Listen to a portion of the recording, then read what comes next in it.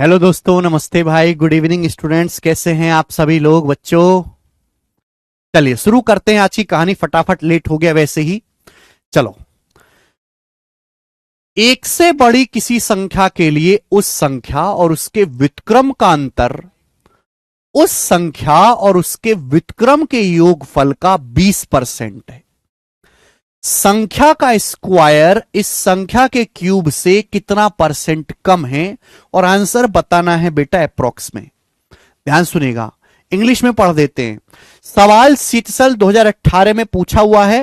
ये आज की क्लास का टाइप नंबर 1 है और मैं आपको एक ही सवाल कराऊंगा।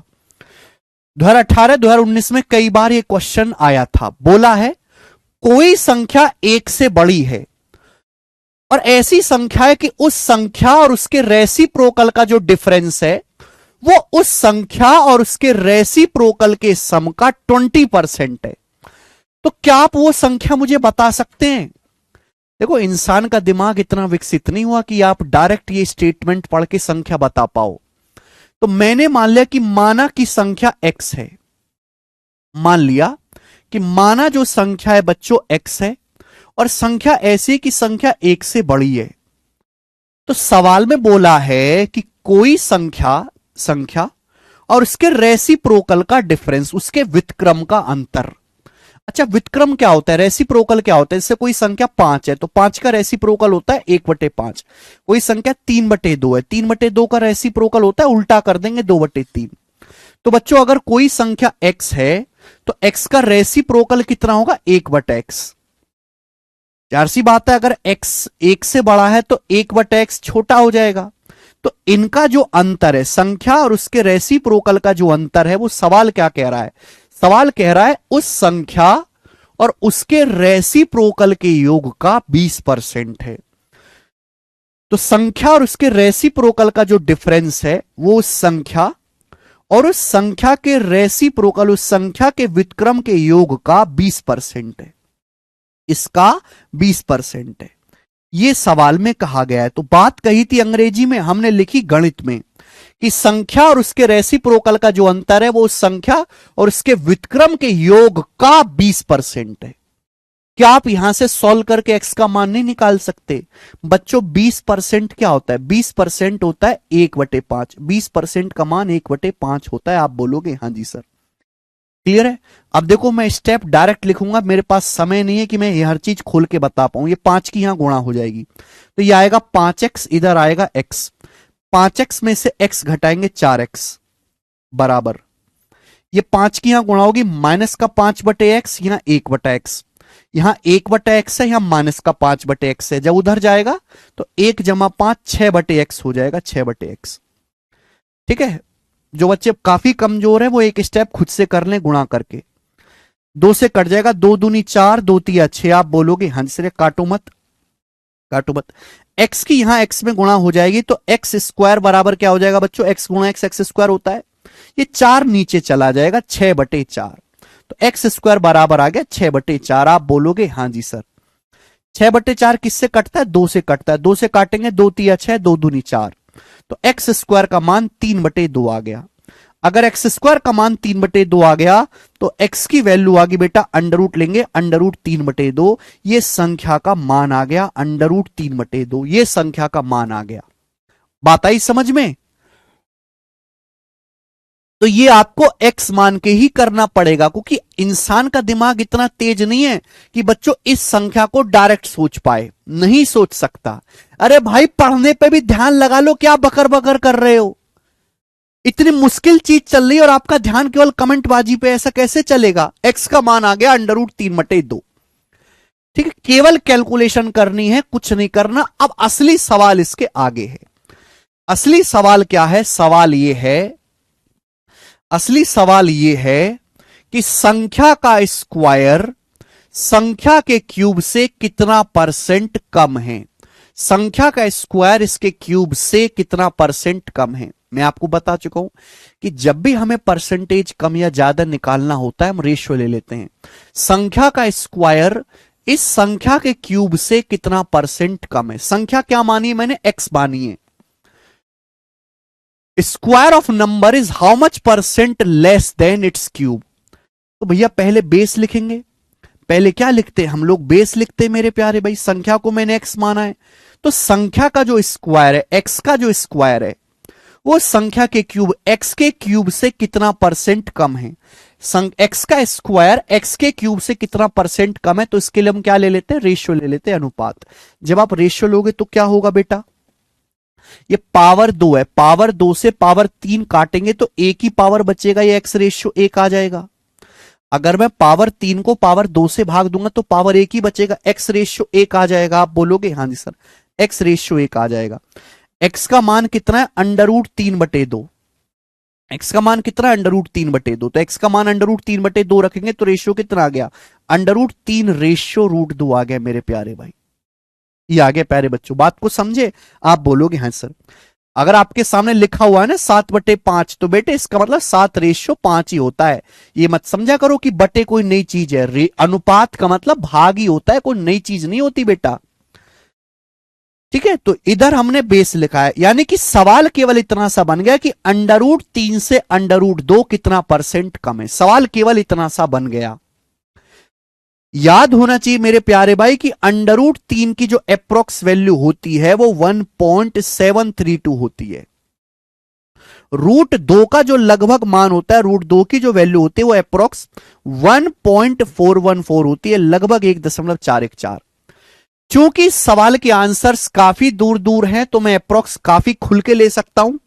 भाई √3 की अप्रोक्स वैल्यू होती है 1.7, √2 की अप्रोक्स वैल्यू होती है 1.4। अब आप मुझे बताओ 1.7 से 1.4 कितना कम है? 0.3 कम है। 0.3 कितना आएगा? ये लगभग 1.7 से 1.4। मैंने लगभग वैल्यू ले ली, इग्नोर कर दिया। 1.7 से 1.4 कितना कम है? 0.3 कम है। लगभग कितना आएगा? 1.7 बेस है। 1.7 से 1.4 कितना कम है? देखो अगर मैं 1.7 का 20% में निकालूं, 20% होता है 17 दूनी 34, 0.34, ये तो फिर भी 0.3 है। अगर मैं 1.7 का 20% में निकालूं तो 0.34 होता है, ये तो 0.30 है, यानी कि 20% से हल्का सा कम होगा। 1.7 का 20% 0.34 होता है, तो 0.3 तो 20% से कम ही आएगा ना। 20% से हल्का सा कम, हल्का सा कम, हल्का सा कम, ये वाला आंसर है 18%। तो 1.7 से 1.4 लगभग 18% कम है। मुश्किल सवाल है बच्चों, ये सीटसल के हिसाब से मुश्किल सवाल है। बच्चे पेपर में बहुत थोड़े कर पाए होंगे। हर बच्चा ये सवाल पेपर में करे? नहीं, ऐसा नहीं है। क्योंकि पहले तो आपको ये एक्स का मान निकालना, फिर आगे ये कैलकुलेशन करनी है ना, तो लंबा क्वेश्चन हो गया, समझने में मुश्किल होती है थोड़ी सी। आगे चलेंगे बच्चे, अगला टाइप। अगला टाइप जल्दी करो बेटा, बहुत लेट सिलेबस खिंच रहा है, बहुत स्लो पढ़ा रहा हूं मैं इस बैच में, पता नहीं क्या हो गया है। पढ़ा तो अच्छे से रहे हैं लेकिन स्लो हो गई, स्पीड काफी स्लो है। अगला टाइप आज की क्लास का टाइप नंबर 2, टाइप नंबर 2, और इस टाइप के मैं आपको 2 क्वेश्चन कराऊंगा। टाइप नंबर 2, ठीक है। चलिए बच्चों, वाइल कैलकुलेटिंग ए स्टूडेंट, ध्यान सुनिएगा। इस टाइप में क्या है कि जब भी एक कैलकुलेशन में ना बच्चा गड़बड़ कर देता है, अगर आप कैलकुलेशन में गड़बड़ कर दोगे तो आंसर में भी गड़बड़ हो जाएगी। यही पूछा जाता है कि आंसर में कितने % की गड़बड़ होगी।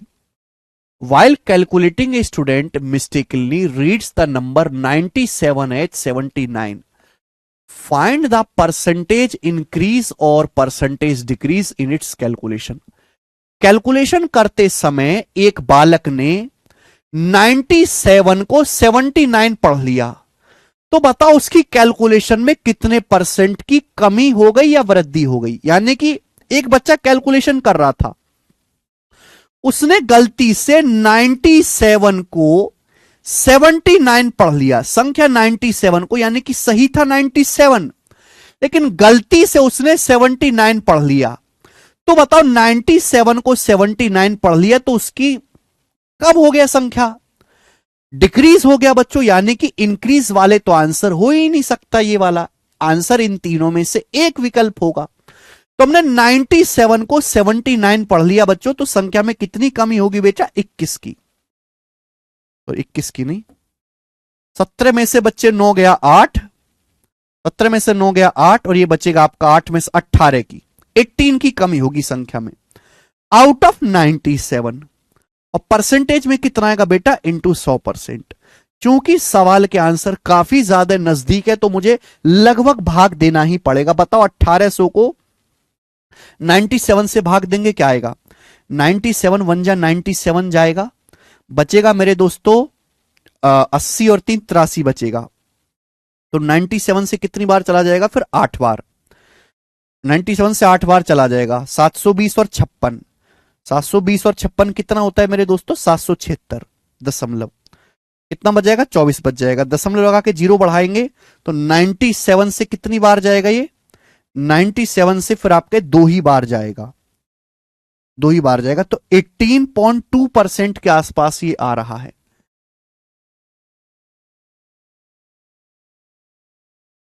एटीन 18.2% के आसपास आ रहा है भाई ये तो।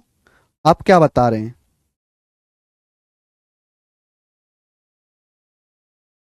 18.55 देख लेते हैं एक बार, फिर से कर लेते हैं। 97 वन जा 97, तो ये 180 ना, 80 3 83 बच जाएगा। फिर 97 से 8 बार जाएगा तो 720 जाएगा, सॉरी 720 और 56 776 हो जाएगा। तो 776 हो जाएगा। तो बेटा ये बच जाएगा आपका 30 और 24, 30 और 24 ये बच जाएगा, दशमलव लगा के 54, एक 0 बढ़ा लेंगे तो 97 पंजे चला जाएगा। बिल्कुल सही, 18.5 समथिंग आएगा ये आंसर है। 18.5 समथिंग आएगा, हमने गलती कर दी थी, 18.5 समथिंग ही आएगा, ये आंसर है। ठीक है ना बच्चों?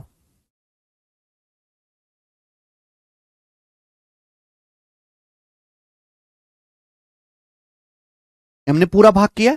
हालांकि भाग करने की एक ट्रिक भी है, जल्दी भाग करने की एक ट्रिक भी है, लेकिन वो अभी आपको पल्ले नहीं पड़ेगी। ठीक है, तो मैंने पूरा ही भाग करके दिखा दिया। 18.55% आएगा अप्रोक्स। आगे एक और सवाल ऐसा, ये सवाल थोड़ा सा एक लेवल अच्छा है, बताओ। सेम ऐसा ही क्वेश्चन है, बताएंगे फिर टाइप चेंज कर देंगे। सवाल पढ़ते हैं। If a student multiplied A number by 7/12 instead of 11/16, then find the percentage error in the calculation। एक स्टूडेंट खाली बैठा था, तो उसके मास्टर ने बोला कि भाई खाली बैठा है तो गुणा ही कर दे। तो एक बालक ने किसी संख्या को 11/16 की बजाय 7/12 से गुणा कर दी। एक बालक ने 11/16 की बजाय 7/12 से गुणा कर दिया, यानी कि गुणा करनी थी 11/16 से, 11/16 से गुणा करनी थी, पर आपने गलती से गुणा किससे कर दी? संख्या में 7/12 से गुणा कर दी। एक स्टूडेंट ने किसी संख्या में 11/16 की बजाय गलती से 7/12 से मल्टीप्लाई कर दी। उसके आंसर में कितने परसेंट की एरर आएगी? ध्यान से सुनना। जब हम बचपन में पढ़ते थे, संख्या तो बताया नहीं गया, कोई संख्या लिखा हुआ है, तो हम बचपन में कैसे करते थे कि माना संख्या x है, माना संख्या x है। फिर हम जवान हुए, फिर हम करने लगे कि माना संख्या 100 है। चाहे आप x मान के करो चाहे 100 मान के करो, आपकी कैलकुलेशन ज्यादा ही रहेगी। जब भी ऐसा सवाल आए जिनमें फ्रैक्शन में चीजें दी हुई हैं, फ्रैक्शन में यहां बटे 16 यहां बटे 12, ना x मानो ना 100 मानो, हमेशा संख्याओं को एलसीएम मानो, एलसीएम। हमेशा संख्या को, आपकी कैलकुलेशन क्यों बढ़ रही है? आपकी कैलकुलेशन इसलिए बढ़ेगी कि हां मुझे बटे 16 करना पड़ेगा, मुझे संख्या को 7/12 से गुणा करना पड़ेगा। अगर मैं कोई संख्या ऐसी मानता हूं जो 16 से भी कट जाए और 12 से भी कट जाए तो मेरा काम आसान हो जाएगा। आप बोलोगे हाँ सर, तो हमेशा जो भी फ्रैक्शन के जो हर होते हैं, जो डिनोमिनेटर होते हैं, इनका एलसीएम माना करो। 16 और 12 दोनों से कटने वाला आसान सा नंबर, इनका एलसीएम 48 है, तो आप संख्या को 48 माना करो। या आपने नई चीज सीखी, एक्स का चक्कर छोड़ो, 100 का चक्कर छोड़ो। अगर भिन्न में आपकी कैलकुलेशन है तो हमेशा जो भिन्न के हर हैं इनका एलसीएम माना करो कि माना संख्या 48 है। अगर संख्या 48 है तो हमें संख्या को गुणा करनी थी 11/16 से। 11/16 से गुणा करके आपका आंसर आना था मेरे दोस्तों 33। सही आंसर आपका आना था 33, सही आंसर 33 था। पर आपने संख्या में गुणा किससे कर दिया? आपने 48 को गुणा किससे कर दिया? 7/12 से। तो आपका आंसर कितना आ गया? 28। तो आपका आंसर 33 की बजाय 28 आ गया। सही आंसर आना था 33, पर आपका आंसर आ गया बच्चे 28। तो आंसर में कितने की कमी हो गई? 5 की कमी हो गई। 5 डिक्रीज हो गया आउट ऑफ 33। 33 से 5 कम हो गया परसेंटेज में इंटू 100%। हालांकि बच्चों 33 से जो आपका 100 लगभग 3 बार जाएगा, लगभग 3 पॉइंट जाएगा, तो 5 दिया 15। 15 से हल्का सा बड़ा आएगा, 15 से हल्का सा बड़ा, ये आंसर है बी ऑप्शन, ये आंसर है। ठीक है, 15 से बड़ा। तो ये चीज तो मैंने आपको समझाने के लिए करी है। सवाल का सॉल्यूशन इतना सा ही है। क्या आपको ये सवाल समझ में आ गया है ना? तो जब भी ऐसी कुछ चीज आए आप क्या माना करो? हमेशा डिनोमिनेटर का एलसीएम माना करो। एक्स का चक्कर तो बिल्कुल ही छोड़ दो, वो जमाने बीत गए जब हम करते थे कि माना संख्या एक्स है। वो केवल किताबों में ही जिंदा है, प्रैक्टिकली उसका कोई यूज नहीं है।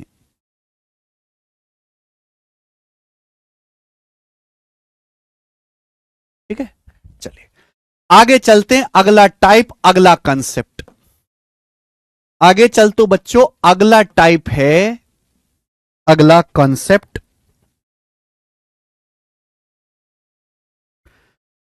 ध्यान से सुनिएगा, बड़ा मजा आएगा आपको।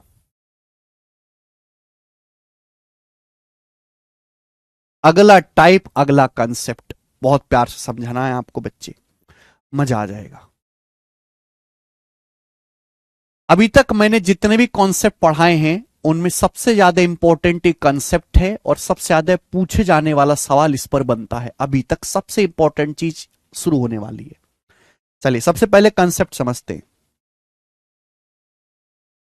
अगर दो संख्याएं ऐसी हैं ए और बी, अगर दो संख्याएं ए और बी ऐसी हैं कि उनकी गुणा एक फिक्स नंबर है, कांस्टेंट नंबर है।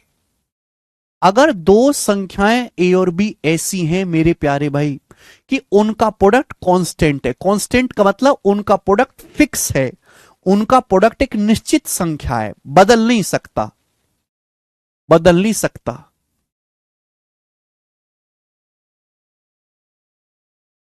फिक्स है। अगर दो संख्याएं ए और बी इस प्रकार से हैं कि उनका प्रोडक्ट फिक्स है, उनका गुणनफल फिक्स है। दो संख्याएं ए और बी ऐसी हैं कि उनको गुणा करके एक फिक्स नंबर आना है, बदल नहीं सकता। अगर ऐसा है मेरे प्यारे भाई, अगर ऐसा है तो ध्यान से मेरी बात को सुनिएगा। अगर ऐसा है तो ए और बी एक दूसरे के इनवर्सली प्रोपोर्शनल होंगे, व्युत्क्रमानुपाती होंगे। ए और बी एक दूसरे के इनवर्सली प्रोपोर्शनल होंगे, व्युत्क्रमानुपाती होंगे। अब ये इनवर्सली प्रोपोर्शनल व्युत्क्रमानुपाती क्या बला है? अगर दो संख्याओं का प्रोडक्ट कांस्टेंट है, दो संख्याओं का प्रोडक्ट अगर कांस्टेंट है, आप एक संख्या बढ़ाओगे तो दूसरी संख्या ऑटोमेटिकली कम हो जाएगी। इसी को बोलते हैं इनवर्सली प्रोपोर्शनल, कि अगर आप एक संख्या का मान बढ़ाओगे तो दूसरी संख्या ऑटोमेटिकली कम हो जाएगी। अगर आप एक संख्या को मेरे प्यारे भी, अगर आप एक संख्या का मान घटाओगे तो दूसरी संख्या ऑटोमेटिकली बढ़ जाएगी। अगर आप ध्यान सुनिएगा, अगर आप एक संख्या का मान घटाओगे तो दूसरी संख्या ऑटोमेटिकली बढ़ जाएगी। यह होता है इनवर्सली प्रोपोर्शनल। एक घटाओगे, अगर दो संख्याओं का प्रोडक्ट कांस्टेंट है, जब मैं कहता हूं तीर ऊपर जा रहा है तो बढ़ना, जब मैं कहता हूं तीर नीचे आ रहा है तो घटना। अगर दो संख्याओं का प्रोडक्ट कांस्टेंट है तो एक संख्या जिस अनुपात में चेंज होगी, एक संख्या जिस अनुपात में चेंज होगी, दूसरी संख्या उसके उल्टे अनुपात में चेंज होगी। एक संख्या जिस अनुपात में बदलेगी, दूसरी उसके उल्टे अनुपात में बदलेगी। अगर आप एक संख्या को बढ़ाओगे मेरे प्यारे में, ध्यान सुनेगा, ये बड़ा प्यारा लॉजिक है। अगर आप एक संख्या को बढ़ाओगे तो दूसरी संख्या घटेगी। क्लियर है प्यारे बच्चों? अगर आप एक संख्या को घटाओगे तो दूसरी संख्या बढ़ेगी। एक संख्या जिस अनुपात में चेंज होगी दूसरे उसके उल्टे अनुपात में चेंज होगी अगर दो संख्याओं का प्रोडक्ट कांस्टेंट है। एग्जाम्पल समझाता हूं। जैसे मान ले कि दो संख्याएं हैं 5 और 9। तो दो संख्याएं 5 और 9, 5 और 9। तो दो संख्याएं बेटा 5 और 9, प्यार से सुनिएगा। 5 और 9 की गुणा करके मेरे दोस्तों 45 आता है। मान लिया जैसे दो संख्याएं ए और बी जिनका मान 5 और 9 है, इनकी गुणा करके 45 आता है। 45 मुझे फिक्स रखना, मुझे 45 नहीं बदलना। तो दो संख्याएं मेरे दोस्तों ए और बी जिनके मान 5 और 9 है, इनकी गुणा करके क्या आ रहा है 45। मुझे 45 नहीं बदलना दोस्तों, 45 नहीं बदलना, 45 को 45 रखना है। अब मैंने ए का मान 5 से 9 कर दिया, मैंने ए का मान 5 से 9 कर दिया, तो आप मुझे बताओ बी की वैल्यू क्या हो जाएगी? मुझे संख्याओं का गुणनफल नहीं बदलना, गुणनफल पहले 45 था, आज भी मुझे 45 ही रखना है। मैंने ए का मान देखिए, ए का मान पहले 5 था, मैंने ए का मान 5 से 9 कर दिया। अब बताओ बी की वैल्यू क्या आ जाएगी? अब बी का मान क्या हो जाएगा बेटा? 9 की किस में गुणा करे कि 45 आए? 5 से। 9 पंजे 45 होता है। तो देखो बी का मान पहले 9 था, बी का मान पहले 9 था, तो 9 से क्या हो गया? 5 हो गया। देखो उल्टा अनुपात में चेंज हुआ कि नहीं हुआ? ए जिस अनुपात में चेंज हुआ है 5 से 9, बी उसके उल्टे अनुपात में चेंज हुआ है, बी उसके रिवर्स रेशियो में चेंज हुआ है। बात समझ में आई कि नहीं समझ में आई? आप बोलोगे हां जी सर बिल्कुल सही, मजा आया। तो दो संख्याओं का प्रोडक्ट अगर कांस्टेंट है, एक संख्या बढ़ाओगे 5 से 9 बढ़ा दी तो दूसरी संख्या कम हो गई। एक संख्या जिस अनुपात में चेंज होगी दूसरे उसके उल्टे अनुपात में चेंज होगी। एक और एग्जांपल से समझते हैं। तो दो संख्याएं ए और बी, ए का मान 5 है, बी का मान 9 है, गुणा करके 45। अब मैंने ए की वैल्यू 15 कर दी। ए का मान मैंने 5 था, मैंने 5 से 15 कर दिया, तो ए का मान मेरे दोस्तों क्या हो गया? 1:3। 1 से 3 हो गया मेरे दोस्तों ए का मान। ए का मान किस अनुपात में चेंज हुआ? 1 से 3। तो बताओ बी की वैल्यू क्या आ जाएगी? जल्दी से बताओ बी का मान क्या आ जाएगा? अगर मैंने ए का मान पहले 5 था, मैंने 5 से 15 कर दिया, मुझे गुणा 45 रखना, गुणा करके 45 ही आना चाहिए, तो बी का मान क्या आ जाएगा? 3 15 45 होता है। तो बताओ बी की वैल्यू क्या हो जाएगी? बी की वैल्यू पहले 9 थी, अब 9 से 3 होगी, तो बी का मान किस अनुपात में चेंज हुआ? 3 3 9, 3 कम 3, 3:1। यानी कि जिस अनुपात में ए बदला है बी उसके उल्टे अनुपात में बदला है। ए जिस रेशियो में चेंज हुआ है बी उसके रिवर्स रेशियो में चेंज हुआ है। यही नियम है, यही आपका कॉन्सेप्ट है जो मैं इतनी देर से आपको समझाने की कोशिश कर रहा हूं कि अगर दो संख्याओं का प्रोडक्ट कांस्टेंट है, दो संख्याओं का प्रोडक्ट कांस्टेंट है, तो एक संख्या जिस अनुपात में चेंज होगी दूसरे उसके उल्टे अनुपात में रिवर्स रेशियो में चेंज होगी। एक संख्या बढ़ाओगे दूसरी घट जाएगी, अगर एक संख्या घटाओगे तो दूसरी बढ़ जाएगी। बताइए समझ में आया? आप बोलोगे सर जी बहुत अच्छी तरीके से समझ में आया है। चलो इसका सबसे अच्छा जो एग्जाम्पल है वो मैं आपको दिखाता हूं। इसका सबसे अच्छा एग्जाम्पल है एक्सपेंडिचर बराबर प्राइस गुणा कंजम्पशन। एक्सपेंडिचर बराबर प्राइस गुणा कंजम्पशन।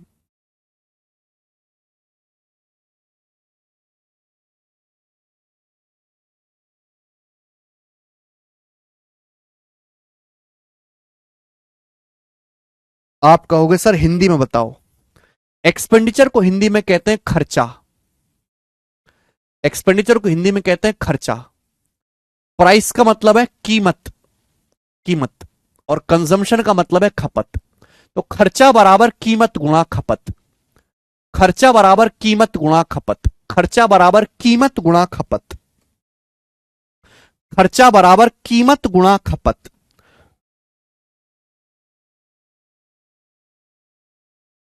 खर्चा बराबर कीमत गुणा खपत, खर्चा बराबर कीमत गुणा खपत।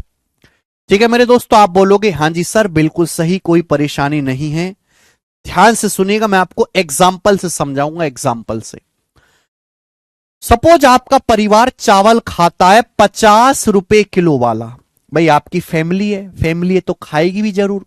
तो आपका परिवार चावल खाता है 50 रुपए पर केजी वाला, 50 रुपए पर किलो वाले चावल खाते हो आप। 50 रुपए पर किलो वाला चावल खाता है आपका परिवार। और आपका परिवार एक महीने में, आपका परिवार एक महीने में 18 किलो चावल खाता है।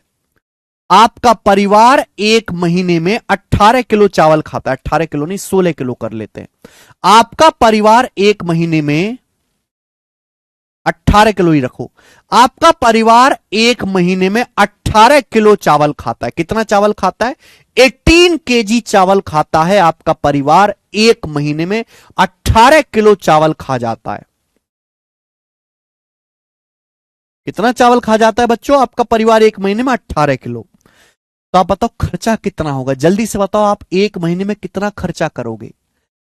50 रुपए पर किलो वाले चावल खाते हो आप, एक महीने में 18 किलो चावल खाते हो, तो खर्चा कितना हो जाएगा? 1 किलो चावल 50 रुपए का है, तो 18 किलो चावल 900 रुपए का हो जाएगा। 18 किलो चावल 900 रुपए का हो जाएगा, 900 रुपीस का हो जाएगा। आप बोलोगे हां जी सर बिल्कुल सही, कोई भी इसमें एक पैसे की हमको परेशानी नहीं है, जो हम एक पैसे की परेशानी हुई हो इसमें। ठीक है बच्चे? ओके, आप बोलोगे हां जी सर बिल्कुल सही। 900 रुपए का मेरे दोस्तों आपका 900 रुपीस का आपका खर्चा है। यहां तक किसी बच्चे को कोई समस्या? आप बोलोगे नहीं सर कोई भी समस्या नहीं है। सरकार बदली, बीजेपी की सरकार आई, चावल का दाम हो गया 60 रुपए पर किलो। सरकार बदल गई, चावल का दाम हो गया 60 रुपए पर केजी। चावल का दाम 60 रुपए पर केजी हो गया। यानी कि चावल का दाम, ध्यान सुनिएगा, चावल का दाम पहले 50 रुपए पर केजी था, चावल का दाम 50 से 60 रुपए पर केजी हो गया। तो चावल का दाम कितना बढ़ गया? किस अनुपात में चावल का दाम बढ़ा? 0 से 0 काटेंगे, 5:6। चावल का दाम 5 से 6 हो गया मेरे प्यारे भाई। चावल का दाम 5 से 6 हो गया तो कितना बढ़ गया? 1 बढ़ गया, 1/5। 1/5 का मतलब 20%। तो चावल का जो दाम है मेरे दोस्तों वो कितना बढ़ गया? 20% बढ़ गया। चावल 20% महंगा हो गया। चावल 20% महंगा हो गया। चावल महंगा हो गया। फैमिली की मीटिंग हुई, फैमिली बोली कितना महंगा चावल हो जाए, खर्चा नहीं बढ़ाएंगे। पहले भी 900 रुपए का चावल खाते थे, आज भी 900 रुपए का ही चावल खाएंगे, भूखे रह लेंगे, वोट उनको ही देंगे, लेकिन अपना खर्चा नहीं बढ़ाएंगे। 900 रुपए का चावल खाते थे पहले, आज भी 900 रुपए का ही चावल खाएंगे। खर्चा बढ़ाने को ये लोग तैयार नहीं है। पहले भी 900 रुपए का चावल खाते थे, आज भी 900 रुपए का चावल ही खर्चा करेंगे। खर्चा सेम है, खर्चा सेम रखा है मेरे दोस्तों, जाहिर सी बात है हमने खर्चा सेम रखा है। अब आप बताओ, अब चावल 60 रुपए पर किलो का हो गया तो आप कितना किलो चावल खाओगे? जल्दी से बताओ, एक महीने में कितना किलो चावल खाओगे? जल्दी से बताओ, जल्दी से। 1 किलो चावल 60 रुपए का आ रहा है, खर्चा करना है 900 रुपए, तो 900 रुपए में अब कितने किलो चावल आएगा? तो आप कहोगे सर 900 रुपए में आएगा जी 900/60। 0 से 0 चला जाएगा, 6 से 9 15 बार, यानी कि अब हम एक महीने में 15 किलो चावल ही खा पाएंगे। अब एक महीने में 15 किलो चावल ही खा पाएंगे। यानी कि चावल का प्राइस 50 से 60 हो गया। चावल का प्राइस 50 से 60 हो गया, 1/5 बढ़ गया, 20%। चावल का प्राइस बच्चों 20% बढ़ गया, 20% बढ़ गया। तो चावल की जो खपत है, जो कंजम्पशन है, वो किस रेशियो में कम हुई? आप बताओ। दो संख्याओं का प्रोडक्ट, एक गुणाई तो बीच में प्रोडक्ट कांस्टेंट है, तो एक संख्या जिस अनुपात में बढ़ेगी दूसरी उसी रेशियो में घटेगी। चावल की खपत पहले 18 किलो थी, पहले आप एक महीने में 18 किलो चावल खाते थे राजी खुशी, अब आप एक महीने में मात्र 15 किलो चावल ही खाते हो, 15 किलो। तो आप मुझे बताओ चावल की खपत किस रेशियो में चेंज हुई? 3 से जाएगा, 3 × 18, 3 × 5 = 15, 6:5। आप बोलोगे हाँ सर, तो क्या उल्टा रेशियो नहीं आया? जो रेशियो प्राइस का है उसका उल्टा रेशियो कंजम्पशन का आया है। प्राइस जिस रेशियो में चेंज हुआ है, कंजम्पशन उसके, खपत उसके रिवर्स रेशियो में चेंज हुई है। यही कंसेप्ट आपको पढ़ाने की कोशिश कर रहे हैं कि दो संख्याओं का गुणनफल अगर कांस्टेंट है, एक संख्या जिस अनुपात में चेंज होगी दूसरे उसके रिवर्स रेशियो में चेंज होगी। मेरे प्यारे बच्चे, आप बोलोगे सर मौज आ गई सर, ओस कर देंगे आपको। यानी कि अगर पहले खपत 6 थी तो खपत 6 से 5 हो गई, तो खपत कितनी होगी बेटा? 1/6। 6 से 5 होगी तो कितना कम होगी? 1। 1/6, 1/6 मतलब कितना होता है? 16.66%। यानी कि आपकी चावल पे जो खपत है मेरे प्यारे दोस्त, चावल पे जो आपकी खपत है वो 16.66% कम करनी पड़ेगी आपको चावल पे अपनी खपत। अगर चावल 20% महंगा हो गया है, खर्चा नहीं बदलना, खर्चा बदलने को राजी नहीं आप, तो आपको अपनी खपत 16.66% कम करनी पड़ेगी। ये आपका कॉन्सेप्ट है। 1 किलो चावल 60 रुपीस का है, 900 रुपए में कितना किलो चावल आएगा अंजलि? 900 को 60 से भाग देंगे 15।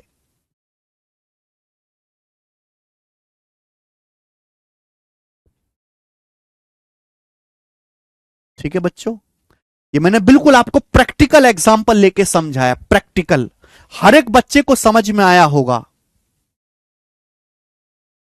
अगर आपको ये बात समझ में आई है तो कमेंट में यस लिख दीजिए।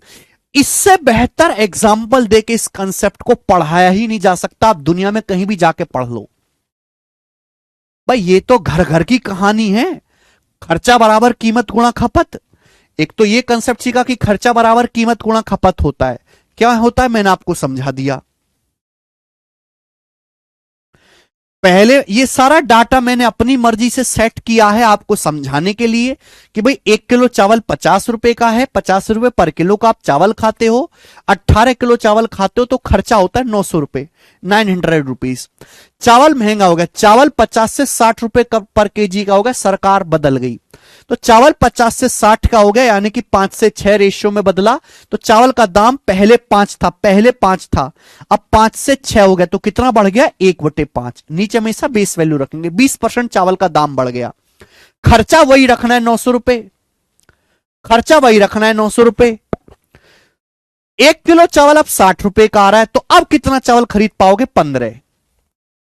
पहले 18 किलो चावल खपत करते थे, अब आप 15 किलो चावल खाओगे। तो खपत किस रेशियो में चेंज हुई? 6:5। क्लियर है? आप बोलोगे हाँ जी सर, यानी कि 6 से 5 खपत कितनी कम होगी? 1/6, 16.66%। मुझे लगता है आपको बात समझ में आ गई होगी। यानी कि दो संख्याओं का प्रोडक्ट कांस्टेंट है तो हमेशा एक संख्या जिस अनुपात में बदलेगी दूसरी उसकी रिवर्स रेशियो में बदलेगी। अगर पेपर में सवाल आएगा तो आपको इतना तामझाम करने की जरूरत नहीं है, आप डायरेक्ट कर सकते हैं। जैसे बच्चे मैं आपसे पूछूं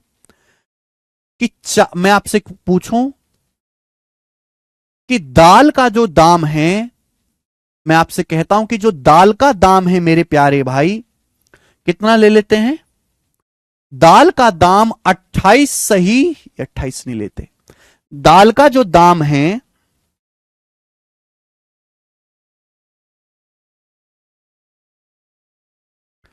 दाल का जो प्राइस है वो 28 सही 4/7% बढ़ जाता है। दाल का जो दाम है, या कुछ और ले लेते हैं, 30%, 30% ले लेते हैं। दाल का जो प्राइस है वो 30% बढ़ जाता है, 30% बढ़ जाता है। दाल का दाम 30% बढ़ जाता है। आपको अपना खर्चा सेम रखना है, खर्चा सेम रखना है। बताओ, दाल की कीमत 30% बढ़ जाती है, आपको दाल पे खर्चा सेम रखना है। तो मेरा सवाल है, बताओ खपत, दाल का जो कंजम्पशन है, खपत कितने % कम करनी होगी? खपत कितने % कम करनी होगी? ये बताओ, जल्दी से सवाल करेंगे।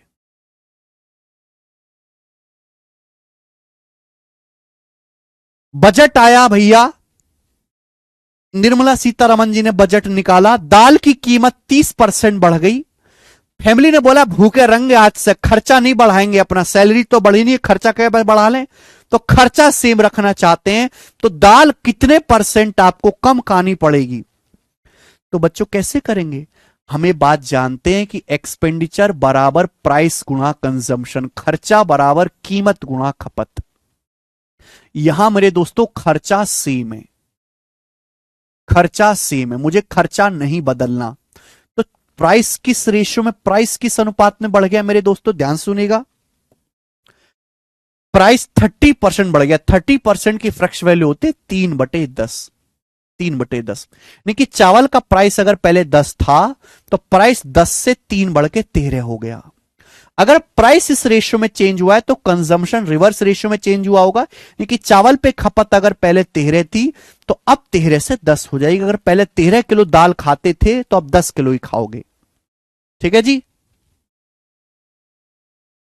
यानी कि मेरे प्यारे बच्चों खपत 13 से 10 हो जाएगी तो खपत कितनी कम हो जाएगी, 3/13। 3/13 आप बोलोगे हाँ सर। और 1/13 कितना होता है, 1/13 7.69% होता है। इसका 3 गुना करेंगे मेरे दोस्तों तो लगभग कितना आएगा, लगभग आपका 23.1% के आसपास आएगा। तो आपकी चावल की जो खपत है लगभग 23.1% कम हो जाए। क्या आपको मेरी बात समझ में आ गई बच्चों? आप बोलोगे सर जी बहुत बढ़िया सर, मजा आ रहा बेटा। मैं एक चीज आपसे पूछूंगा कि जैसे मैं आपको कंसेप्ट पढ़ाता हूं, अगर कोई बालक हमारा बेसिक ढंग से देखे ना, उसको जिंदगी में कभी डाउट नहीं आ सकता। डाउट इसलिए आता है कि बच्चे बेसिक क्लास स्किप कर देते हैं, क्लास अटेंड ही नहीं करते, आलस में पड़े रहते हैं। एक बार बताओ, जो मैंने आपको एक कंसेप्ट समझाया, पहले मैंने कंसेप्ट लिखा, फिर मैंने उस पर एग्जाम्पल दिया, फिर मैंने उस पर एक न्यूमेरिकल एग्जैक्ट सवाल का एग्जाम्पल दिया। आपको हमारा एक्सप्लेनेशन का तरीका है, जो मेरा तरीका है कि पहले मैं कंसेप्ट समझाता हूं हिंदी में अंग्रेजी में, कंसेप्ट का स्टेटमेंट नहीं समझ में आता तो फिर मैं एग्जाम्पल से समझाता हूं, फिर मैं सवाल शुरू करता हूं। यह तरीका कैसा लगता है आपको हमारा? अगर आपको इसमें कोई इंप्रूवमेंट की जरूरत लगती है तो मुझे बताओ कि सर यहां कमी है, यहां इंप्रूव करो, मैं वो भी करने की कोशिश करूंगा। एक बार आप मुझे गाइड करें, सलाह दें।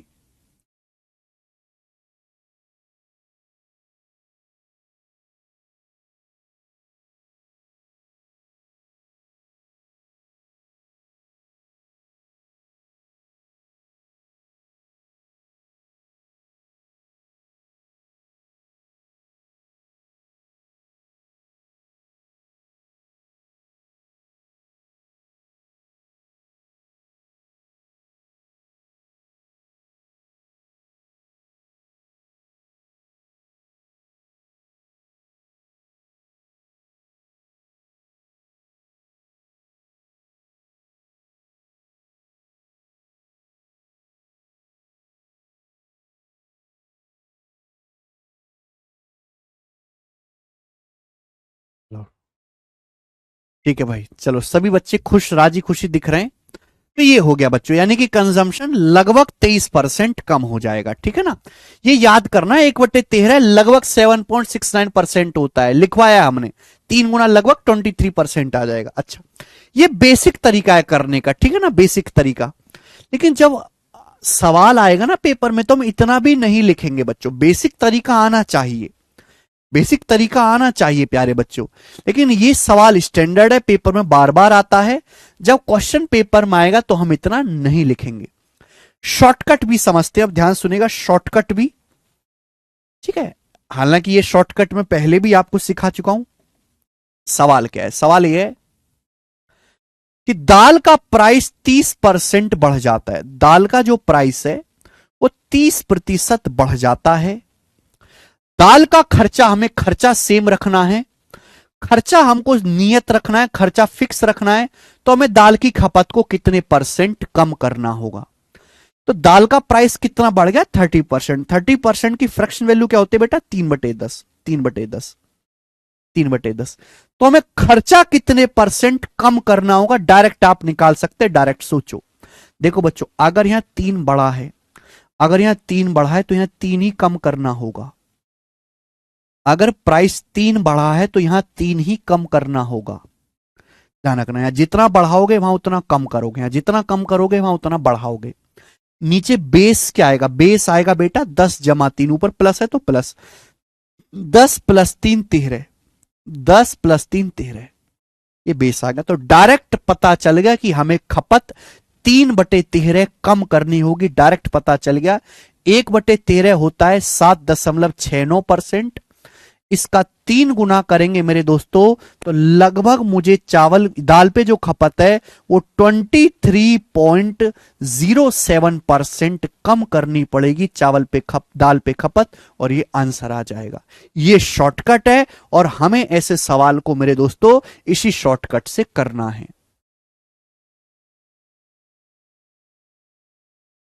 क्वेश्चन नोट करना ही नहीं है संस्कार सिंह जी, क्वेश्चन के लिए आपके पास शीट दी गई है। राम श्याम वाले एग्जाम्पल की तरह, बिल्कुल सही हंसराज मीना, राम श्याम वाले एग्जाम्पल की तरह। दिस इज द शॉर्टकट, आपको इस शॉर्टकट से ही सवालों को करना है। चलिए शुरू करते हैं प्यारे बच्चों इस कंसेप्ट पर बेस्ड सवाल। मैं आपको इतने सवाल प्रैक्टिस करवाऊंगा कि आप खुद बोलोगे सर बिल्कुल अब छोड़ दो हमें। जितना मैं प्रैक्टिस करवाता हूं ना अलग अलग भाषाओं के, उतने कोई नहीं करवाता बच्चे। मैं हर एक टाइप को इस लेवल तक समझाता हूं कि बिल्कुल आत्मा निचोड़ जाए उसकी, कुछ बाकी ना रहे। मेरा पर्पस यह है कि बच्चों को इतना पढ़ाना कि कुछ बाकी ना रहे, उनको घर पे जाके कुछ ना पढ़ना पड़े।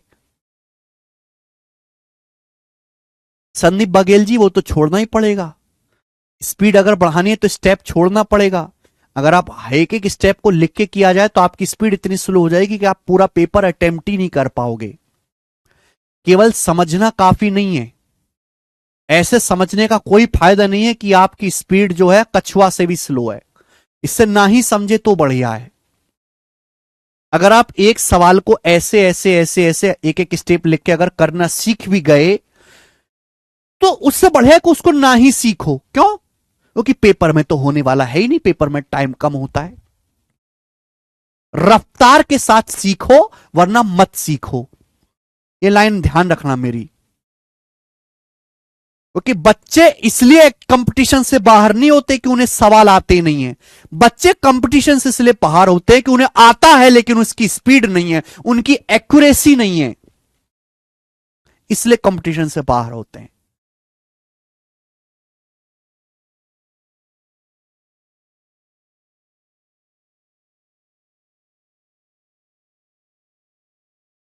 जी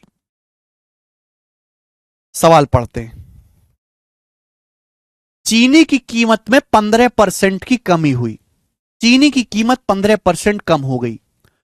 कोई आदमी कितने प्रतिशत उपभोग, उपभोग मतलब खपत, कोई आदमी कंजम्पशन कितने % बढ़ा सकता है जिससे कि खर्चे में कोई परिवर्तन ना हो, एक्सपेंडिचर में कोई चेंज ना हो। आप ये बात जानते हैं एक्सपेंडिचर बराबर प्राइस गुणा कंजम्पशन। हर एक बालक ये बच्चा ये बात जानता है, हमें खर्चा सेम रखना है, खर्चा सेम रखना है।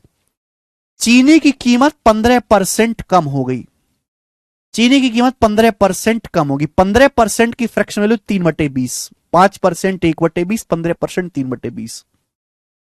तो हम कंजम्पशन कितना % बढ़ा सकते हैं बताइए बच्चों। अगर ये 3 कम हो गया है तो ये 3 बढ़ाना पड़ेगा। नीचे बेस क्या आएगा बेटा, बेस आएगा 20 - 3 17, 20 - 3 17, 3/17। परसेंटेज में कितना, इंटू 100%। यानी कि मुझे खपत को, चीनी की खपत को 300/17% बढ़ाना पड़ेगा। बी ऑप्शन आंसर है, 300/17% बढ़ाना पड़ेगा। सॉल्व हो गया। ये चीज आपको लिखने की जरूरत नहीं है, मेरा तरीका अपनाओगे तो केवल इतना सवाल है, ये जो लिखा हुआ है ना आपके सामने, मात्र यही सॉल्यूशन है सवाल का। सवाल लेंगे एसएससी जीडी 2023 का, जीडी का सवाल। If the price of potatoes increased by 10%, then by how much % a user has to cut down on his consumption of potatoes so that expenditure on potato remain unchanged? Potato का price, आलूओं का price 10% बढ़ गया, आलू का price 10% बढ़ गया, 10% आलू का प्राइस बढ़ गया।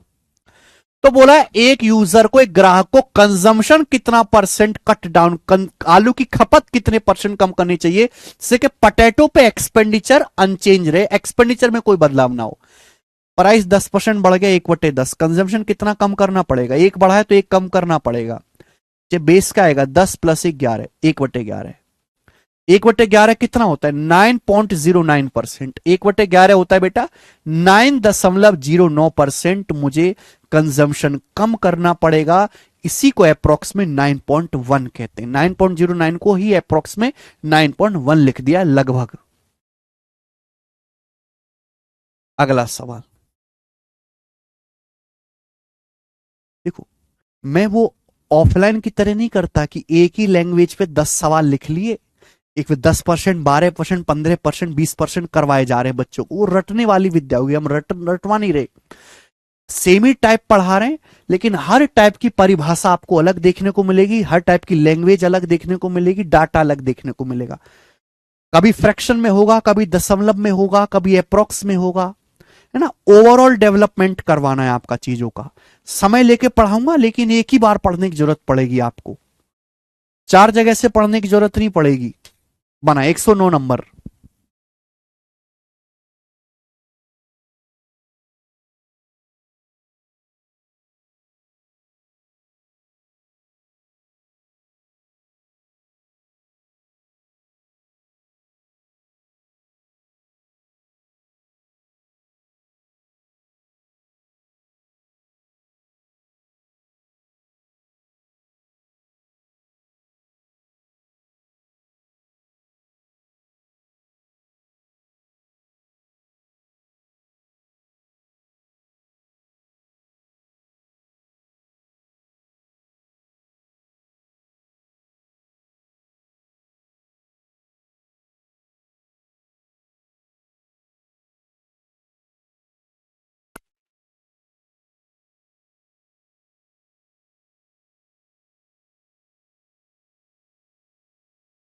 सीएनजी के प्राइस में 12, the price of CNG increase by 12%। CNG gas का प्राइस 12% बढ़ जाता है। By what percent, correct up to 2 decimal place, must साइनली reduce consumption of CNG for a car so that there is no increment in our expenditure on CNG. CNG का price 12% बढ़ जाता है, तो सालनी को अपनी कार में कितने परसेंट सीएनजी कम डलवानी चाहिए जिससे कि सीएनजी पे सालनी के खर्चे में कोई बदलाव ना हो, खर्चा सेम रहे। देखो प्राइस 12% बढ़ जाता है, 12% की फ्रैक्शन वैल्यू 3/25, 4% 1/25 होता है ना, 3/25। अगर ये 3 बढ़ा है तो 3 कम होगा, नीचे बेस वैल्यू आएगा 25 + 3 28। नहीं कि कंजम्पशन को 3/28 कम करना पड़ेगा परसेंटेज में, इंटू 100% ही आएगा बेटे। ठीक है, 4 से चला भी जाएगा 25 बार, ये 7 बार, तो 75, 25 या 75 को 7 से भाग दूंगा तो 7 2 70 जाएगा, 10 पॉइंट समथिंग जाएगा, 10 पॉइंट समथिंग ये आंसर। 75/7 करेंगे तो 10 दशमलव समथिंग जाएगा आंसर। पूरा थोड़ा ना करना पड़ता है बच्चे, पूरा नहीं करना पड़ता।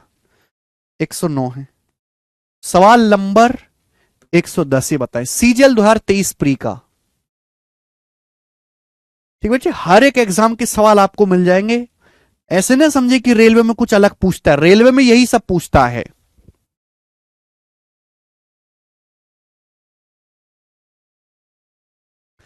यदि पेट्रोल का प्राइस 7% बढ़ता है, 7%, तो बोला है उपभोक्ता को, कस्टमर को पेट्रोल पर खर्चे को अनचेंज रखने के लिए खपत में कितने प्रतिशत की कमी की जानी चाहिए। लेटेस्ट सवाल है बच्चों, एकदम latest. Price of petrol increase by 7%। Petrol का प्राइस 7% बढ़ गया, 7% की फ्रैक्शन वैल्यू 7/100। तो कंजम्पशन कितना परसेंट कम करना पड़ेगा, हालांकि 7 से हल्का सा ही कम करना पड़ेगा, आंसर ये होना चाहिए मेरे हिसाब से। अगर 7 बढ़ा है तो 7 कम हो जाएगा। नीचे बेस वैल्यू क्या आएगी बेटा, 100 + 7 107, और परसेंटेज में इंटू 100%। अब 700 को अगर 107 से भाग दूंगा 6 बार जाएगा, 642 6 बार जाएगा, 6 बार एक ही ऑप्शन जा रहा है, ये आंसर है। मुझे आगे करने की जरूरत नहीं कि मैं पूरा भाग दूं भाई। 700 को 107 से भाग देंगे 6 बार जाएगा, एक ही ऑप्शन 6 बार जा रहा है। आगे दिल्ली पुलिस कांस्टेबल 2023 का सवाल बनाए। The price of A commodity increased by 22%। एक वस्तु की कीमत 22% बढ़ जाती है।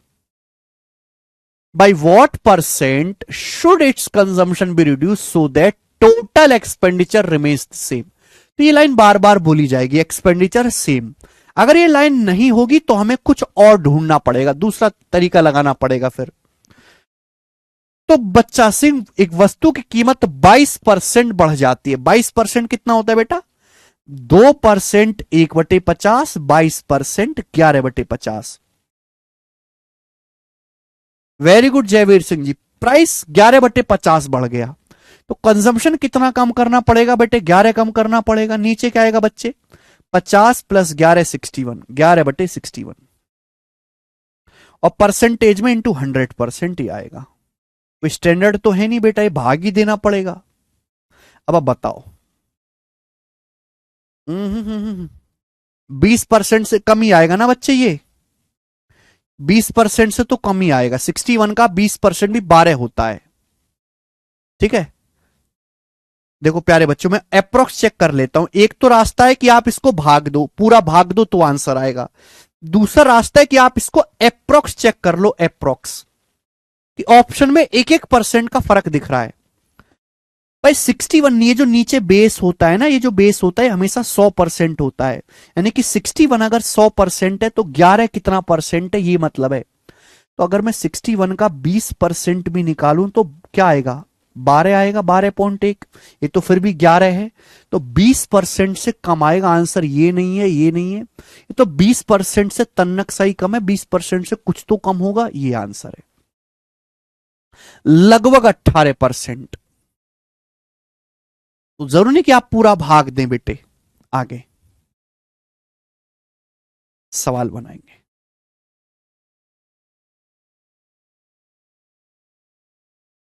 एमटीएस के पेपर का क्वेश्चन है ये। A person increases his consumption of sugar bye 42.84% because the price of sugar is reduce by X%, find X। ये उल्टा सवाल है, ध्यान सुनिएगा प्यारे बच्चे। आप जानते हैं एक्सपेंडिचर बराबर प्राइस गुणा कंजम्पशन। सवाल में बोला गया है एक आदमी चीनी की खपत 42.84% बढ़ाता है। एक आदमी ने चीनी का जो कंजम्पशन है 42.84% इंक्रीज कर दिया। क्यों बढ़ा दिया खपत? कि चीनी की कीमत X% कम हो गई है। क्योंकि चीनी का जो प्राइस है ना दोस्त, वो X% कम हो गया है। तो आपसे ये पूछा है कि X का मान क्या है? एक्सपेंडिचर कांस्टेंट, एक्सपेंडिचर नहीं बदला। तो बताओ कंजम्पशन 42.84% बढ़ गया, क्या होता है? देखो आप जानते हैं कि 14.28% 1/7, ये 3 गुना है, यानी कि 3/7 है। तो अगर कंजम्पशन 3/7 बढ़ा दिया आपने तो प्राइस कितना कम हुआ होगा? ये 3 बढ़ा है तो 3 कम हुआ होगा। नीचे बेस कितना आएगा? नीचे बेस आएगा बेटा 7 3 10, 3/10, 3/10 कितना होता है? 30%। यानी कि चावल है, क्या है ये? चीनी का जो प्राइस है वो 30% कम हुआ होगा, 30। एक्स का मान आपसे पूछा ना, परसेंट नहीं आना चाहिए। एक्स का मान 30 आएगा, 30।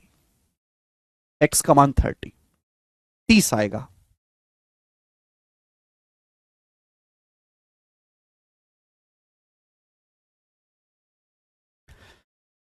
आसान सवाल है, सब बच्चे समझ भी पा रहे हैं। आगे चलेंगे। सवाल नंबर 113 बनाओ बच्चों। 113 देखो, हल्का सा चेंज है, सेम टाइप है, हल्का सा चेंज है जीडी के पेपर का। ऐसा नहीं कि मैं छोटे एग्जाम के सवाल कवर नहीं कर रहा, छोटे एग्जाम्स के सवाल भी कवर हैं। एसएससी जीडी का बनाएं। पेट्रोल की प्राइस 95 रुपये पर लीटर से 110 रुपए पर लीटर हो जाती है। पेट्रोल का जो प्राइस है, ध्यान सुनिएगा, वो पहले 95 रुपए पर लीटर था। अब पेट्रोल का प्राइस बढ़कर 110 रुपए 1 लीटर हो गया। तो बोला रवि द्वारा पेट्रोल की खपत कितने परसेंट कम की जानी चाहिए, पेट्रोल का कंजम्पशन कितना परसेंट कम हो कि खर्चा उतना ही बना रहे। आप बताओ, खर्चा क्या होता है, प्राइस गुणा कंजम्पशन। तो खर्चा सेम है, खर्चा सेम है तो दो संख्याओं का प्रोडक्ट कांस्टेंट है। एक संख्या जिस रेशियो में चेंज होगी दूसरी रिवर्स रेशियो में। बेसिक पे चले जाइए, पेट्रोल का प्राइस 95 से 110 हो गया। पेट्रोल का प्राइस कितना बढ़ गया, 5 से काटेंगे 19/20, 5 से काट सकते हैं। तो पेट्रोल का प्राइस 19 से 22 हो गया। तो कंजम्पशन किस रेशियो में चेंज होगा, रिवर्स रेशियो में, 22/19। कि पेट्रोल की खपत अगर पहले 22 थी तो मुझे 22 से 19 करनी पड़ेगी। तो पेट्रोल की कंजम्पशन कितना कम करना पड़ेगा, 3/22। अब 1/22 मैंने आपको बताया 4.54%। 1/22 4.54% होता है लगभग, तो 3 गुना क्या आएगा, लगभग 13.6, 13.6% के आसपास। 4.5 का 3 गुना 13.5 से हल्का सा ज्यादा, लगभग 13.64% मुझे खपत पेट्रोल की कम करनी पड़ेगी। गाड़ी में 13% पेट्रोल कम डलवाओ भाई साहब।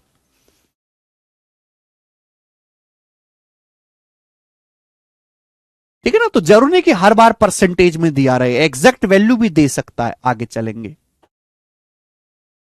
एक और सवाल बच्चों ऐसा ही बड़ा प्यारा सवाल है, 114 नंबर, सीपीओ के पेपर का क्वेश्चन है, ये बनाएं सीपीयू का।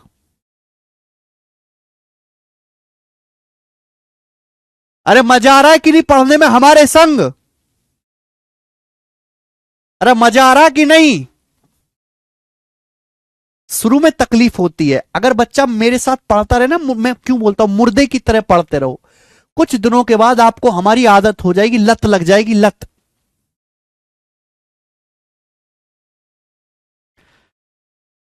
मतलब ऐसा हो जाएगा कि हमारी शक्ल देखे बिना, मेरी डांट खाए बिना, ये हमारी क्लास करे बिना आपको सही से नींद नहीं आएगी। इतनी बुरी लत लग जाती बच्चों को हमारी। मतलब काफी ज्यादा ओवर द बियॉन्ड प्यार मिलता है मुझे बच्चों का, काफी ज्यादा।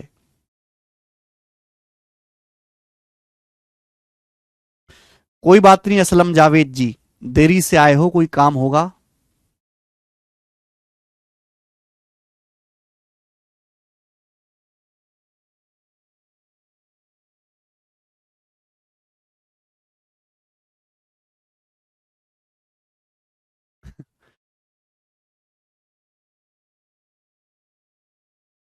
र, वर्तमान में जिस चावल को 29 रुपए पर केजी की दर से बेचा जा रहा है, पिछले महीने उसका प्राइस 25 रुपए पर केजी था।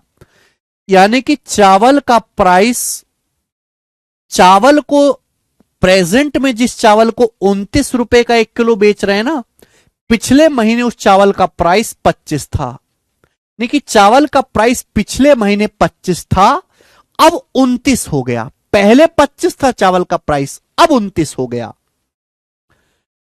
तो किसी परिवार को चावल की खपत कितने परसेंट कम करनी होगी कि खर्चा पहले के समान रहे। अभी चावल का प्राइस 29 है, पिछले महीने 25 था, तो 25 से 29 हो गया चावल का प्राइस।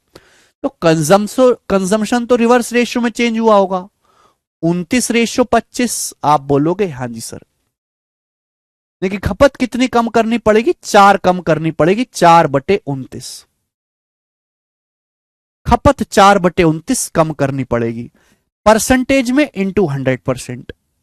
आंसर बताना है नियरेस्ट इंटीजर में। अब देखो बच्चे, कुछ बच्चे 13 बता रहे होंगे, कुछ 14 बता रहे होंगे ना, मैं कंफ्यूजन दूर करता हूं। देखिए 400 को 29 से भाग दो, क्या आएगा, तो 29 से कम 29 बच जाएगा 11, तो 29 दिया 87, 87 के बाद बच जाएगा मेरे दोस्तों यहां पर आपका 23, फिर दशमलव लगा के 0 बढ़ा ली, तो फिर 29 से कितनी बार जाएगा बेटा ये, 8 बार चला जाएगा, 29 अट्ठे 200 कितने के आसपास, 232, लगभग 8 बार चला जाएगा, तो 13.8% आ रहा है।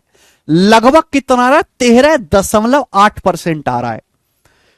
तो बेटा 13.8% आ रहा है, तो इसकी लगभग वैल्यू 13% मत बताइए। अगर आपका आंसर 13.5 से ज्यादा आ रहा है तो लगभग में हम इसको 14% कहेंगे, 14%, लगभग 14% कहेंगे। अगर आपका आंसर 13.5 से कम आता तो हम कहते कि लगभग 13%, जैसे आंसर आता 13.21, तो हम कहते कि लगभग 13% जो है खपत कम करनी पड़ेगी। अगर वैल्यू 13.5 से ऊपर पहुंच जाती है तो हम उसे 13.5 से ऊपर पहुंच गई तो लगभग 14% बोलेंगे। ये बात ध्यान रखिएगा। नियरेस्ट सबसे नजदीक का लेंगे। 13.8 के निकटतम पूर्णांक 13 नहीं है, 14 है। ठीक है बच्चे, आप बोलोगे सर ये कंफ्यूजन भी दूर किया आपने, आगे चलेंगे। ये सवाल कौन सा था बेटे?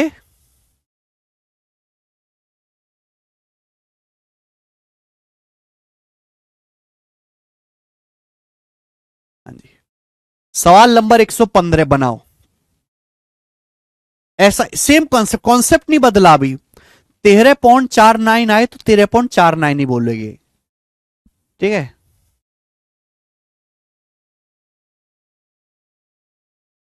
बताओ बेटे।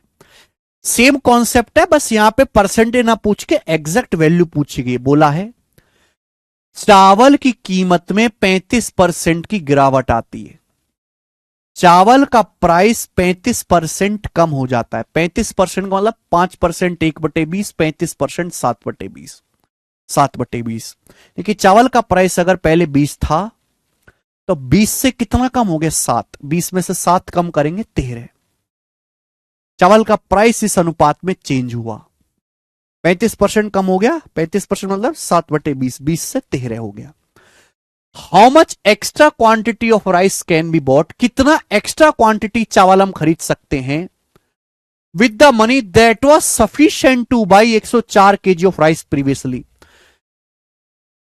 जिस पैसे में, जितने पैसे में पहले 104 किलो चावल आता था, अब उतने ही पैसे में हम कितना एक्स्ट्रा चावल खरीद सकते हैं।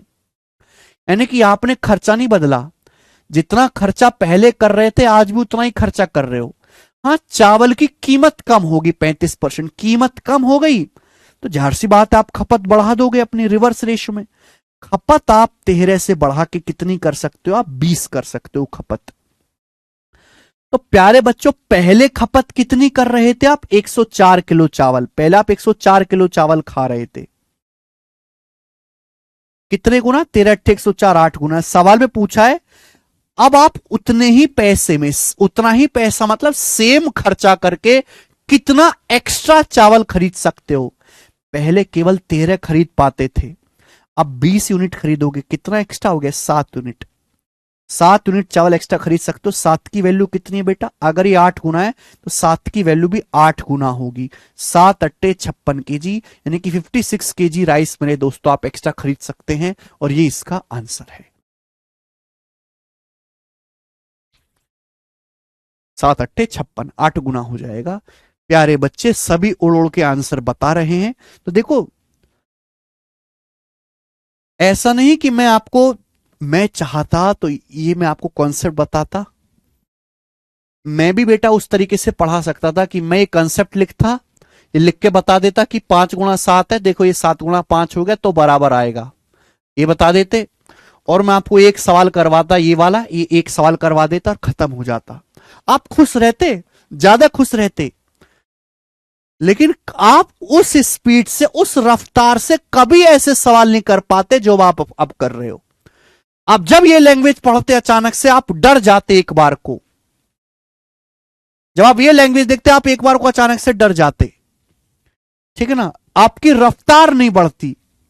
तो समय तो मैंने ज्यादा लिया, चाहे तो ये चीज 5 मिनट में भी पढ़ाई जा सकती है, लेकिन मैंने फिर भी आधा घंटा लिया रफ्तार बढ़ाने के लिए, आपकी स्पीड तेज हो। ठीक है, क्योंकि मैं आपको घर से पढ़ने के लिए कुछ कहता ही नहीं, केवल क्लास में मन लगा के पढ़ लो, केवल क्लास पढ़ लो मन लगा के, आगे चलेंगे। सवाल नंबर 116, सवाल है सिटसल टीयर 1 2022 का बनाएं।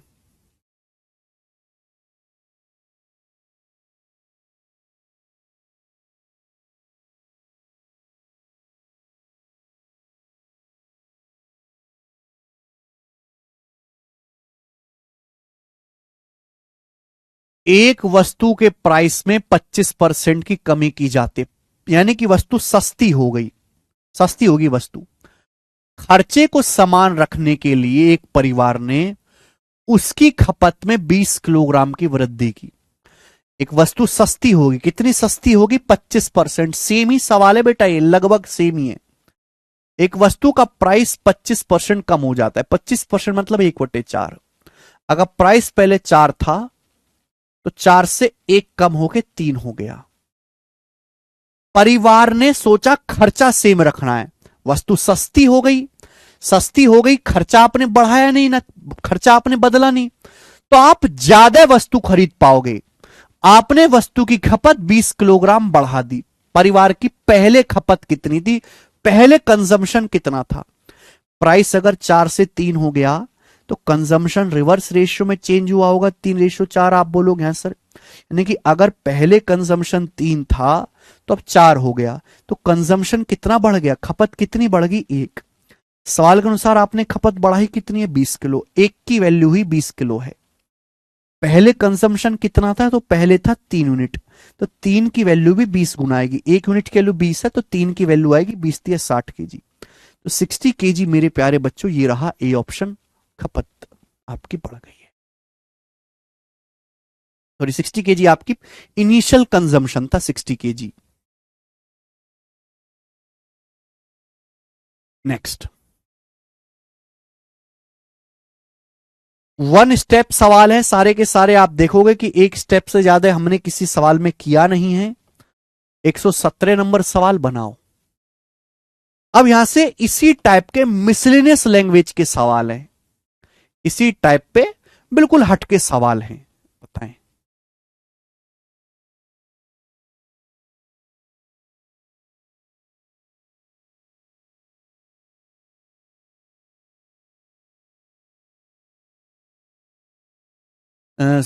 माई doubt can check for multiple in option containing decimal. Yes triple S, अगर आपका आंसर अप्रोक्स में नहीं है, एग्जैक्ट है, तो डेसिमल में भी आप मल्टीपल चेक कर सकते हैं।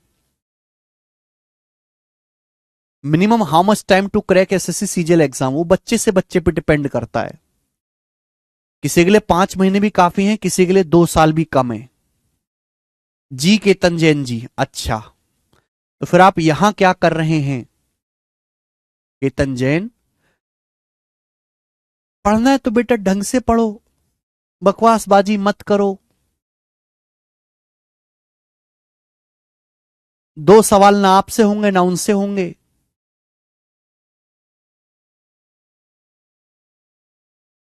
एक सवाल ढंग का दे दिया जाए तो फैल जाएगा आदमी।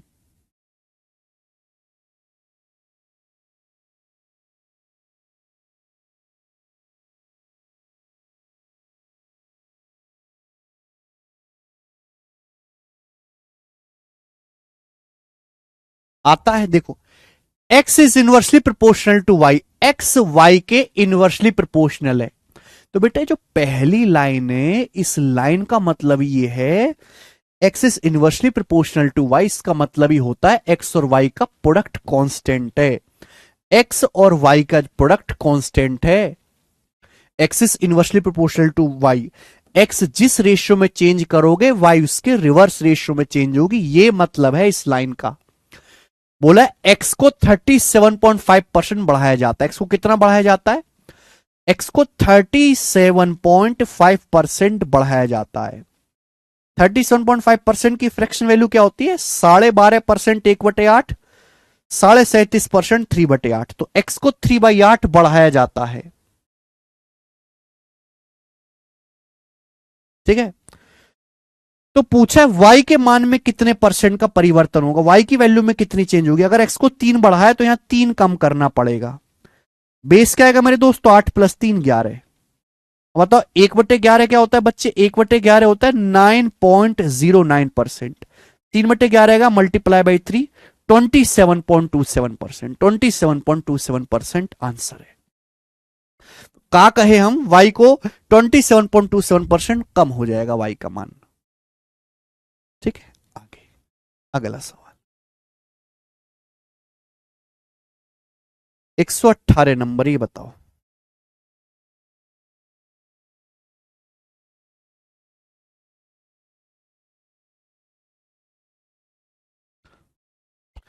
हालांकि ये सवाल जो है पहले ही करवाना था।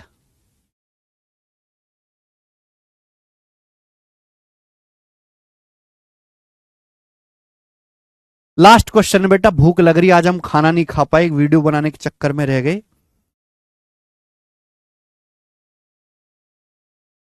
हिंदी में पढ़ते, हिंदी में फीलिंग आएगी। कुछ संकट के कारण स्टेट ए से कुछ लोग स्टेट बी में चले गए और इस तरह स्टेट दूसरे राज्य की जनसंख्या 19.96% बढ़ गई। हालांकि बाद के चरण में वो सभी स्टेट ए में लौट आए, तो राज्य बी की जनसंख्या कितने % कम हो जाएगी? भाई कोरोना फैल गया, कोरोना फैल गया, कोरोना के कारण अब स्टेट ए से कुछ लोग स्टेट बी में चले गए, स्टेट ए से कुछ लोग स्टेट बी में चले गए, तो स्टेट बी में लोगों की संख्या बढ़ जाएगी। भाई एक राज्य के लोग दूसरे राज्य में चले जाएंगे तो राज्य बी की जनसंख्या बढ़ जाएगी। कितनी जनसंख्या बढ़ेगी? 19.96%। हालांकि बाद में जब कोरोना ठीक हो अपने स्टेट में लौट गए लोग, तो स्टेट बी की जनसंख्या कितने % कम हो जाएगी? यह सवाल एमटीएस 2020 में आया था। अब ये परसेंटेज खतरनाक देखते ही आधे बालक टाटा फिस। जो बच्चे अप्रोक्स कैलकुलेशन नहीं जानते उनका खेल खत्म है। सवाल के ऑप्शंस देखो, बहुत दूर दूर है, बहुत दूर दूर है, तो मैं अप्रोक्स कैलकुलेट कर लू ना, ये 19.96 जो होता है लगभग 20% ही तो है। अरे 20 से तन्ना की तो कम है। यानी कि स्टेट ए से लोग स्टेट बी में गए तो स्टेट बी की पॉपुलेशन लगभग 20% बढ़ गई। 1/5, 1/5, यानी कि अगर स्टेट बी में पहले 5 लोग थे तो 5 से अब 6 हो गए, 5 से 6 हो गए। पहले अगर 5 थे तो जनसंख्या 1 बढ़ गई, 6 हो गई। पहले 5 थे, 5 से 6 हो गए। अब कुछ टाइम के बाद ये लोग वापस चले गए जो एक्स्ट्रा आए थे, तो पॉपुलेशन वापस 6 से 5 हो जाएगी। तो पॉपुलेशन वापस 6 से घट के 5 हो जाएगी, तो कितनी कम हो जाएगी? 1/6। और 1/6 होता है लगभग 16.66%। पॉपुलेशन आपकी कम हो जाएगी। 16.66 के नजदीक एक ही आंसर है बी। 16.66 के नजदीक एक ही ऑप्शन दिख रहा है, बी।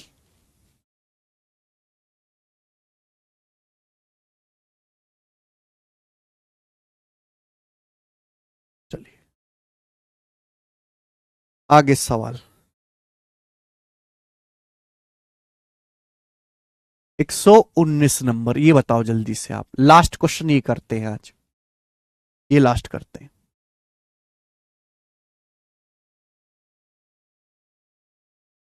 रिकॉर्डेड से करो फिर सुनील मीना।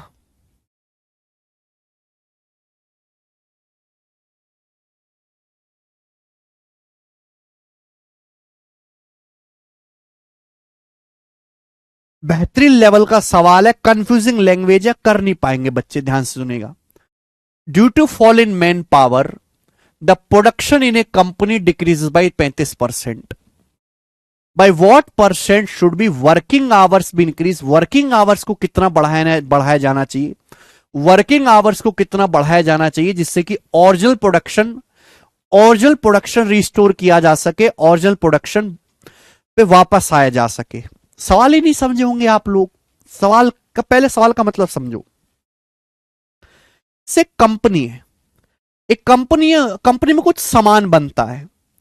तो जैसे एक कंपनी से मोबाइल बनते हैं, मोबाइल, तो जितने मोबाइल बनेंगे, जैसे एक दिन में 5,000 मोबाइल बनते हैं, तो क्या है? प्रोडक्शन है, प्रोडक्शन। जितना हम सामान बनाएंगे उसे हम प्रोडक्शन बोलेंगे। प्रोडक्शन डिपेंड करता है मैन पावर पे। जितने ज्यादा लोग होंगे कंपनी में उतना ज्यादा सामान बनेगा। जितने ज्यादा लोग होंगे उतना ज्यादा सामान बनेगा। ध्यान सुनिएगा मेरे दोस्तों, जितने ज्यादा कंपनी में लोग होंगे उतना ज्यादा सामान बनेगा। 10 लोग हैं, 10 लोगों का सामान बना पाएंगे। 100 लोग लगा दोगे फैक्ट्री में, 100 लोगों के बराबर सामान बनाएंगे। तो बोला है मैन पावर मतलब कंपनी में काम करने वाले लोगों की संख्या। तो मैन पावर में कमी के कारण एक कंपनी का प्रोडक्शन 35% कम हो गया। आदमियों की संख्या में गिरावट के कारण, कम आदमी, गर्मी पड़ रही है, गर्मी में लोग कम आ रहे हैं, तो कम आदमियों की संख्या के कारण, मैन पावर कम हो जाने के कारण एक कंपनी का प्रोडक्शन 35% कम हो गया। इसका मतलब क्या है? इसका मतलब यह है कि अगर प्रोडक्शन 35% कम हो गया है तो आदमी भी 35% कम आ रहे हैं फैक्ट्री में, मैन पावर भी 35% कम हो गया है। क्लियर? आप बोलोगे हां जी सर।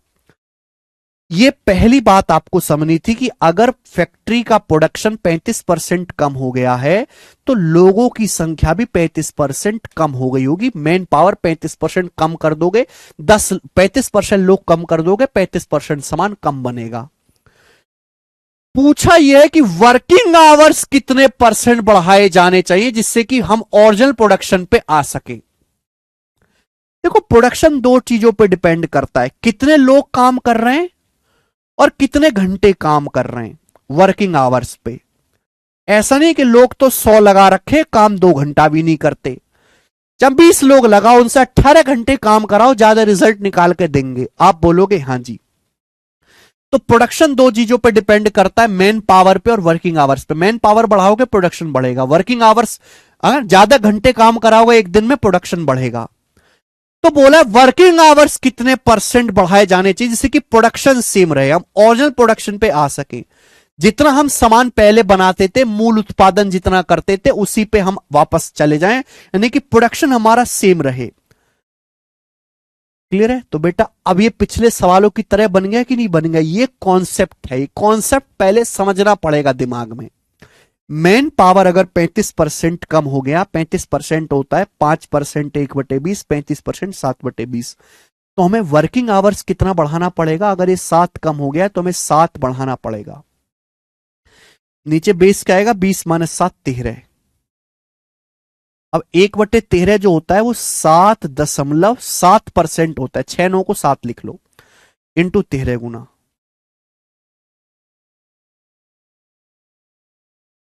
करोड़ है क्या?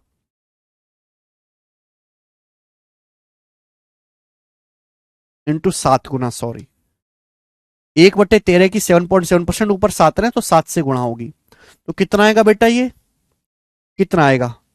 49 और 4.9 यानी कि 53.9, 53 पॉइंट के समथिंग आएगा। ये आंसर है 53 पॉइंट समथिंग आएगा। आंसर है सी ऑप्शन, 53.85%। क्वेश्चन नहीं लिखना बेटे, उसके लिए शीट दी है आपको।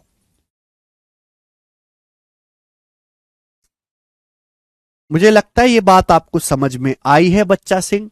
आज इतना ही, बाकी कल, ठीक है बच्चों, बाकी हम कल करेंगे। बाय।